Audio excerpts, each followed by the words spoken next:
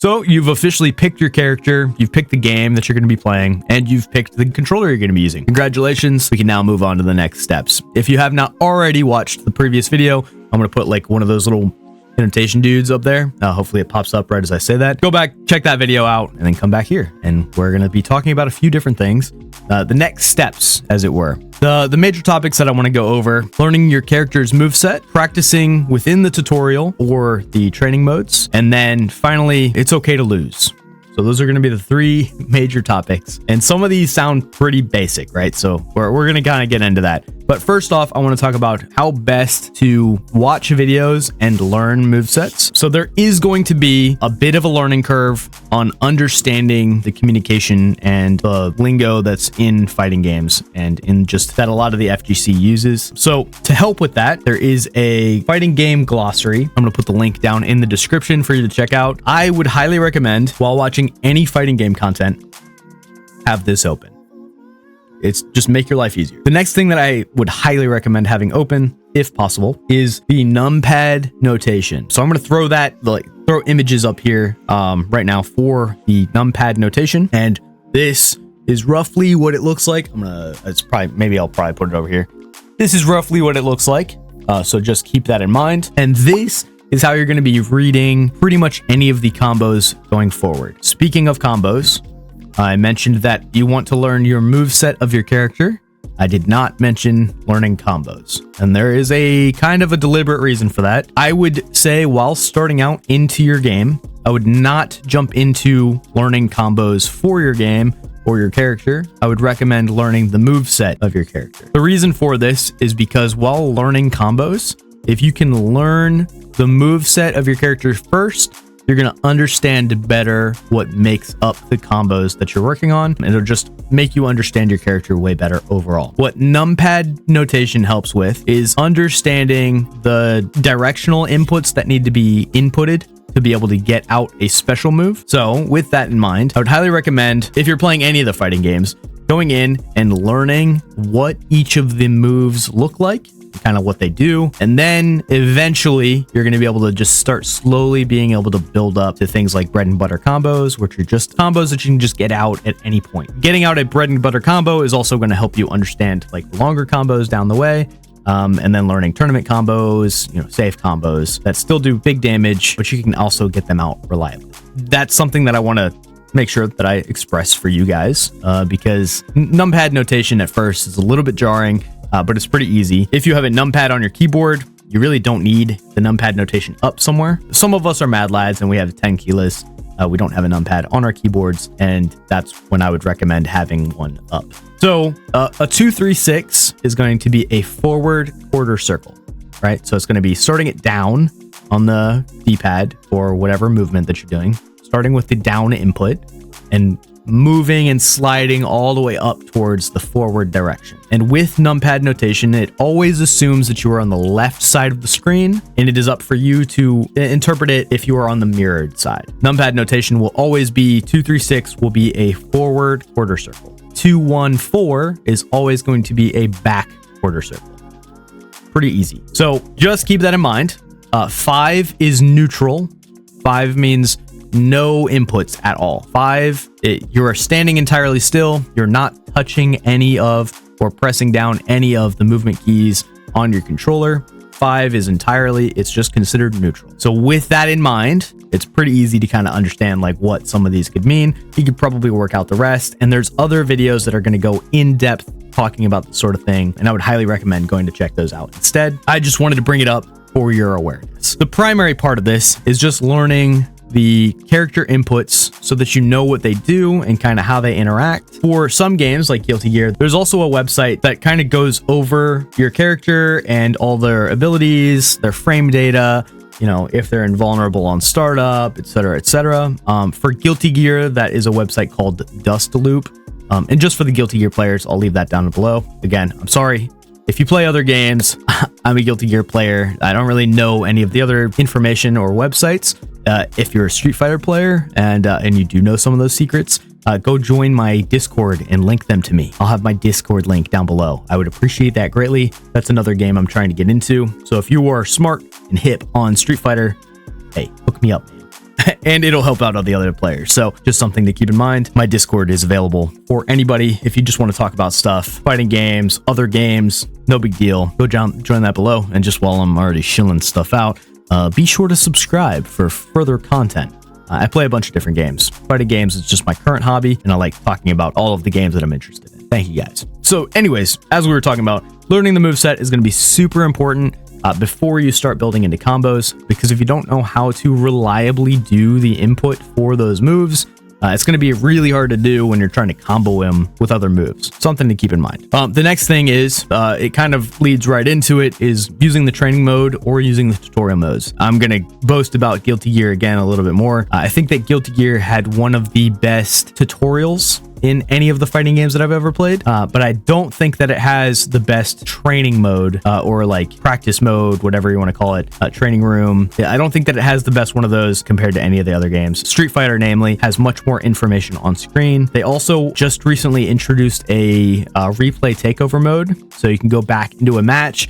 You can take over a moment and try to react to something differently. That's a really cool thing that I think that as you are learning how to play the game and understanding more of the information, that sort of thing is going to be super useful. And a game like Guilty Gear just doesn't have that. But yeah, so using the tutorial to practice the inputs, or using the training room to practice your inputs for your character. And a lot of the times what I'll do is, while I'm in the training mode, I'll be trying to do the input, and I'll have the somewhere in the top corner or somewhere in plain sight, I will have, it's kind of like the thing that shows off what inputs you're putting in. So usually it's down the side, and then they have like the actual controller showing which buttons and like what actual input is coming out. So as you can see right here, I am practicing the inputs for one of the moves, and you can see that it shows and mimics each of the movement types that I'm trying to input. And if I ever input something incorrectly, I can just sit there and watch that while I'm inputting, because there's no stakes. So I can just stare at that, and let's say I need to put in a backwards half circle and then press forward. A lot of the times for me, I'll forget to slide between the down input and the left input, or the backwards input, while I am on the left side of the screen. I have no issues inputting this input while on the right side of the screen. But while I'm on the left side of the screen, I tend to have issues inputting this. So there's a lot of the time when I first start playing the game for the day, I will take a few minutes and I'll just practice this input while on the left side of the screen and try to get it out more reliably. And then I'll go into canceling other abilities into this super. This is something I recommend, but you'll be able to see if I don't input the super correctly, I'll be able to recognize while watching this which input did not come out to cause the super to not come out. But now that you have the actual inputs and everything all practiced, the next thing that I would recommend before actually getting into playing against other players is just playing like the story mode or the arcade mode. That way you're going against bots that'll actually try to fight you back. This is what I do in every fighting game that I've played. It'll give you good practice to going against things and kind of get a feel for pressing your buttons while there's a little bit more of a pressure on you. And the other thing that's fun about Guilty Gear is the tower system. It's kind of like their ranked matches. I would say that the ranked matching in Street Fighter is way better, but they will both kind of get you in the direction of playing against people in your similar skill range. In Guilty Gear, unfortunately, it always puts you at roughly a specific area, and then you get into that floor and you just end up plummeting to the very bottom, and it's kind of a big wake-up call, like, oh, just because I whooped that one NPC's butt, that doesn't mean that I can fight against other good players. And it kind of gets you like, oh shit, okay, people are way better than me, right? Kind of a little bit of a humbling experience, but don't let that ruin your experience. And this gets into it's okay to lose, and using loss while in a game is going to help you learn faster, as long as you can look at it less out of anger and more out of like, okay, what happened here?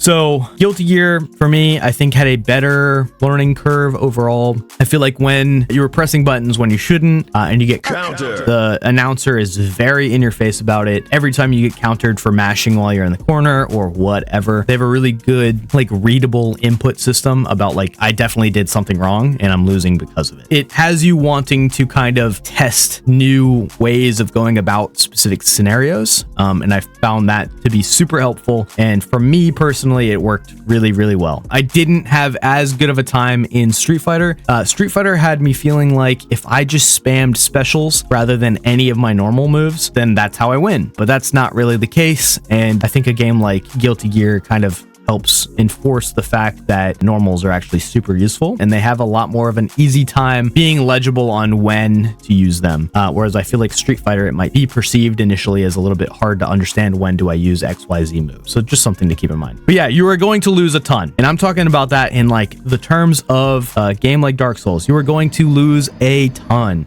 especially where you are new to the game. And as you get better at the game, losing is going to feel different. At the start, you're like, man, I don't think I'm ever going to win a match ever, right? It's going to be tough. So you just got to keep trying at it. You got to keep going after it and just recognize that losing, you're not really losing unless you just completely give up.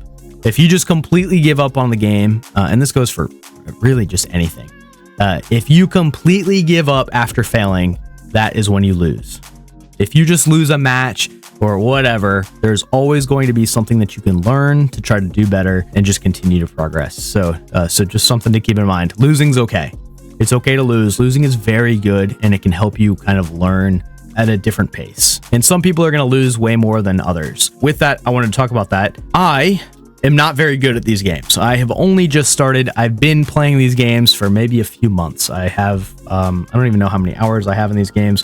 I have something like 80 hours in Guilty Gear Strive, maybe close to 100. I really don't remember. My goal in the next upcoming videos after this is to show you that it is possible that just starting out now, you can win a tournament. That sounds crazy, but there's a bunch of beginner tournaments, and that's okay. I am okay with just winning a beginner's tournament, but I'm going to try to progress into the other tournaments as well and try to see if I can get some decent placing. Hopefully that can help inspire other people. I'm probably going to lose a ton. So my first video, I'm going to show off the tournaments that I've already been part of, and we're going to move into more up-to-date tournaments and just how I'm practicing. I'll probably try to stream it a little bit, depending on how that goes, whatever. But hopefully that's something that some people might want to see. Just a complete beginner. I'm not very good. I have made it up to floor 5 in Guilty Gear. I think I made it to silver or gold in Street Fighter. And that's another game when I'm going to try to learn how to play at some point. But I want to focus on Guilty Gear first. I want to try to win one of the beginners tournaments. That's my current goal. So hopefully you guys stick around for that. Subscribe if it is something that you like, and hit the like button. The next thing that I wanted to go over is a recap of the last video and talk about some things that I didn't quite mention or that other people in the comments had mentioned. And thank you guys a ton for the comments. They were all super supportive, and most of them were super helpful. But I wanted to talk about a few things with controllers that I didn't mention in the previous video. First off, one of these comments here, I'm going to leave this up on the screen somewhere. They mentioned to really lean into the fact that you should probably use the D-pad over the analog stick. And as they've mentioned, the analog stick is going to have digital inputs. So that means that it's going to fill in all of the directions between whichever direction you're pressing and headed down towards. So if you're going, we're going to use numpad notation here. You go 4, 1, 2. That is going to, on a thumbstick, fill in every single direction in that kind of swath of directional inputs. Whereas on D-pad, it is only going to put in 4, 1, and 2. Overall, the D-pad is going to help you put in more clean inputs. And then also, this leads into the next one, the arcade sticks. A lot of people in the comments have mentioned that the arcade stick is going to be the most intuitive controller. I would say personally, if you were coming from, you've already used controllers for a very long time, controller might still be your best option. If you are on the fence of you already need to buy a controller, an arcade stick is probably a very solid option, because it's a great buffer in between going straight to leverless, and then it's kind of like a nice alternative to the controller. So you have this nice big box that has really good consistent inputs. It has the nice nostalgia factor. You know, the buttons feel really nice to push. You're going to feel like you are more accurate at putting in these inputs while using the stick, because it's a whole lever that your whole arm controls rather than just a thumb pad. So just something to keep in mind. So that might be worth attempting and testing out for other players. The last thing that I wanted to make sure that I brought up is please, if you're just getting into fighting games, if at all possible, please make sure that you have a wired internet connection. This isn't just for the other players you're going against. This is just going to be an overall better time for you as a player. It's going to make your experience much better. If you don't have the option for it, that's okay, but hopefully you have decent internet connection. Most of the people that are trying to get into any level of competitive games already probably know this information. I just want to bring it up to the other people that just might not. There's going to be younger people trying to get into these games, and they might all be on Wi-Fi. I would recommend, if at all possible, getting an Ethernet cable. It doesn't have to be an expensive one, to plug in between your console, into your computer, whatever, so that you can get internet through a cable rather than Wi-Fi. So just a few things that from these comments that I wanted to bring up for all of the players. And again, thank you guys a ton for those comments. Hopefully this video is helpful for the next stage of things, and I hope you guys look forward to seeing me playing in tournaments, and hopefully it inspires you guys to try to join your locals or other online tournaments. And if you do, I hope to see you in them. Thank you guys once again for clicking on this video. Hopefully I didn't waste too much of your time. I appreciate you. Take care.